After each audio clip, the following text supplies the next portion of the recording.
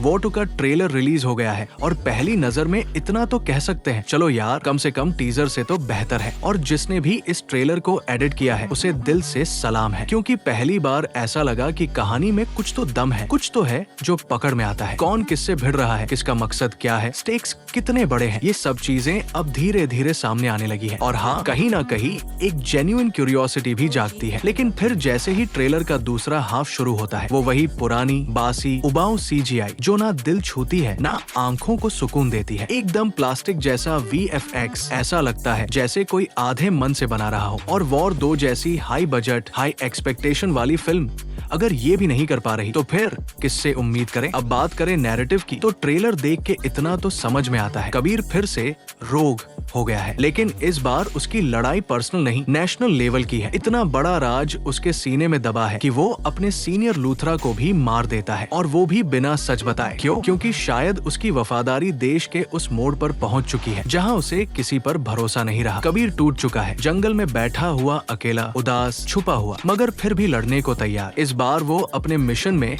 इतना अकेला है कि किसी को भी कुछ नहीं बताता, और पूरी दुनिया उसे गद्दार मानने लगती है। वो इंसान जो कभी देश का सबसे बड़ा सोल्जर था, अब वही देश का सबसे बड़ा खतरा कहलाता है। और फिर एंट्री होती है विक्रम की, यानी जूनियर NTR, एक और जांबाज फौजी जो देश की हिफाजत के लिए कबीर का शिकार करेगा। मगर सच क्या है वो तो हमें लास्ट में पता चलेगा। जब सब सामने आएगा तब समझ आएगा कि कबीर ने ये सब क्यों किया। अगर आपने मिशन इम्पॉसिबल सीरीज देखी है तो ये ट्रैक थोड़ा जाना पहचाना लगेगा, जब ईथन हंट अपने ही देश के खिलाफ खड़ा हो जाता है, लेकिन उसके पीछे मकसद हमेशा बड़ा होता है। कुछ वैसा ही अब कबीर के साथ भी होता दिख रहा है। अब अगर बात करें फील की, तो दिल से कहूँ तो कुछ भी खास महसूस नहीं हुआ। मूवी का सबसे बड़ा हथियार है उसका एक्शन, और अफसोस की बात यही है कि वही सबसे ज्यादा फेल होता नजर आ रहा है। एकदम जनरल सा एक्शन, कोई सोल नहीं, कोई नयापन नहीं। VFX इतना चीप लग रहा है कि जैसे किसी ने YouTube एडिटिंग टूल से बना डाला हो। और भाई साहब, जूनियर NTR का फेस ना जाने किस बॉडी पर चिपका दिया गया है, वो देख के तो सीन से बाहर ही निकल जाते हैं। ऐसा नहीं है कि ग्रैंडनेस की कोशिश नहीं की गई। प्लेन के ऊपर फाइट, ट्रेन पर भिड़ंत, हेलीकॉप्टर से उछलते सीन, सब कुछ किया है, मगर सब बनावटी लगता है। सब में एक कनेक्शन की कमी है। कभी कभी एक छोटा सा फाइट सीन भी दिल जीत सकता है, बस उसमें कन्विक्शन चाहिए, और यहाँ वही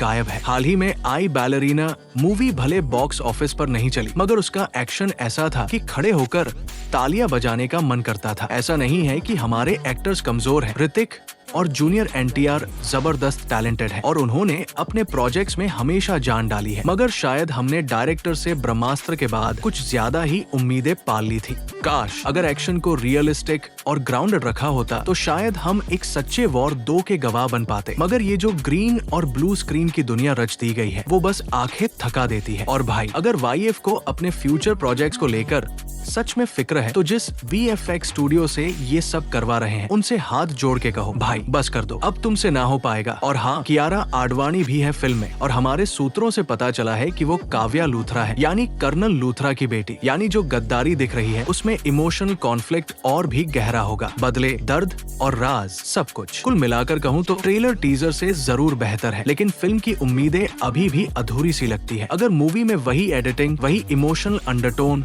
और स्टोरी टेलिंग को महत्व दिया गया तो कुछ उम्मीद बाकी है। मगर अगर एक्शन ही सब कुछ है और वही सबसे कमजोर है, तो फिर वॉर 2 सिर्फ नाम की जंग बनकर रह जाएगी। अब आपकी बारी, आपको कैसा लगा ट्रेलर? क्या आपको भी वही डिसअपॉइंटमेंट महसूस हुई, या आप कुछ और सोचते हैं? नीचे कमेंट्स में जरूर बताइए।